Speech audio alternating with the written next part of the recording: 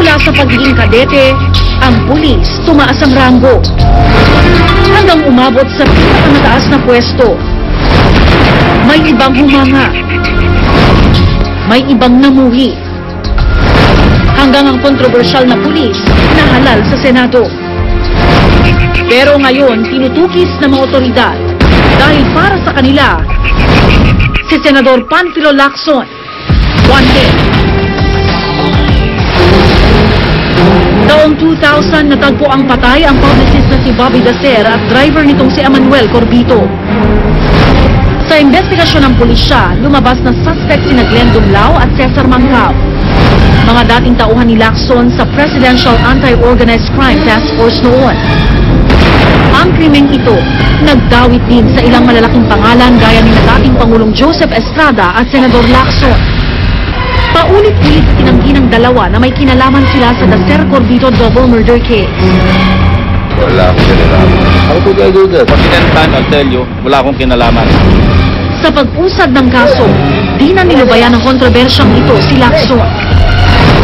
Ang mga dati niyang tauhan, iniugnay ang senador sa kaso. January 5, 2010, lumipad patungong Hong Kong si Lacson. Mula noon, di na siya nakita pa sa bansa. Nakita niyo rin yung footage at saka yung pinakitang information ng Bureau of Immigration na he left for Hong Kong on January 5. But as of today, hindi ko rin talaga alam. January 7, inilabas ng korte ang arrest warrant para sa kanya. Ang kaso, double murder. Attorney, tinuturing ba ng NBI na pugante si Senator Lacson? Masasabi natin na isa na siyang wanted dito sa NBI kasi considering na mayroon ng warrant of arrest na inisyu sa kanya ang korte dito sa Manila. The warrant has been issued and it cannot be served. What else do you call that? Hindi pwedeng i-declare na fugitive si Senator Lacson dahil as of this time, kami mga abogado, hindi naman namin inabandona yung defense ni Senator Lacson eh. The only time you can declare a person to be a fugitive if he has abandoned his case and he has totally and completely abandoned his defense. But not Senator Lacson. Ayon sa kampo ni Lacson, masyado raw idinidiin ng pamahalaan ang senador sa double murder case, kaya wala itong nagawa kundi umalis sa bansa. Hindi naging patas na ikaw kukuha ng mga testigo, ikaw gagawa ng mga affidavit, ikaw magre-resolve ng kaso, tapos ikaw din mag-a-announce na bago ko pa lang kayo nagdidesisyon na matibay na yung ebidensya laban kay Senator Lacson. He was given all the opportunities to pursue the different processes under the law. Hindi panggigipit yun. Sa paniniwala raw ng senador, nanganganib siya kung mananatili siya sa Pilipinas. Kung alam niyang tutuluyan siya, pwede may warrant na issue laban sa kanya. In the service of the warrant, maraming pwedeng mangyari eh. Kaya nga, hindi mo rin masasabi dun sa tao. Di ba? Pwedeng sabihin na nag-resist ng arrest, pwedeng tuluyan na lang. Pero walang maibigay na pisikal na ebidensya ang kanyang panig para maging batayan ng takot ng senador. Para sa kanila, iisa ang dahilan ng sinasabi nilang pangdidiin kay Lacson, politika. Sino ba ang pwede nating sabihin na number one critic ng Arroyo administration? Sino ba ang nagbunyag ng mga anomalies sa gobyerno? Yung kay First Gentleman, yung ZTE, yung kay Garciliano, yung mga winirepap na mga conversations. Sino ba nagbunyag yun?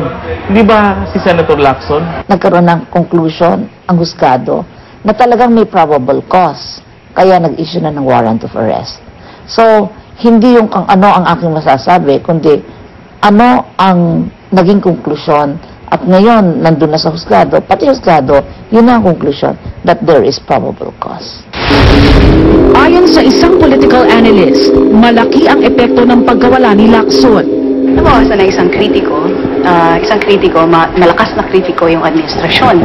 Sa paglikas din niya, yung iba pang maaring masangkot dyan sa krimen na yan, iba pang dating opisyalis na maaring mas mataas ang posisyon, na maaring may kinalaman dyan. Parang ngayon wala na talagang magsasabi.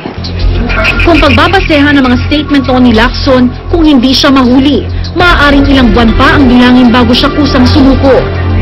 Sinabi niya at narinig niyo lahat na under this administration, hindi ako makakaasa ng hustisya. Diba?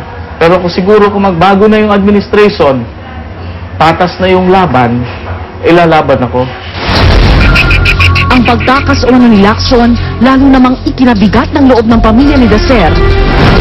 Ang panawagan namin kay Senator Lacson, kung sinasabi niyang wala siyang kasalanan, i-prove niya, di ba, na wala. And sinabi namin noon, head siya ng police dati, nabanggit niya na rin dati na inimbestigahan niya yung pagkawala ng daddy namin. Wala naman siyang nilabas na information. Anong status attorney ng manhunt operations niyo, Senator Pinas? Are we almost there or malayo pang proseso? Coordination is being made with our counterparts para masolve itong paghahanap namin sa kanya. Paano po, attorney, kung nasa bansa si Senator Bing na wala akong extradition treaty ang Philippines? Pwede nilang i-deport, pwedeng mag-request sila that we have to force our request through diplomatic channel. Like we have to go to the DFA and the DFA will be the one to request that their authority. Harapin niya ang kanyang kaso dahil narinig naman natin yung iba ring senador na nawagan na sa kanya. Sa pagkawala ni Lacson, isang kaso ang nawala ng kung di man isang suspect, isang taong maaaring pagbula ng impormasyon. Isang administrasyon ang nawala ng isang aktibong senador. Ano man ang dahilan ng kanyang pagkawala, dito mabibigyang linaw kung di niya haharapin ang mga ibinabato sa kanya. Ako si Rhea Santos at ito ang nakatala sa aking reporter's notebook.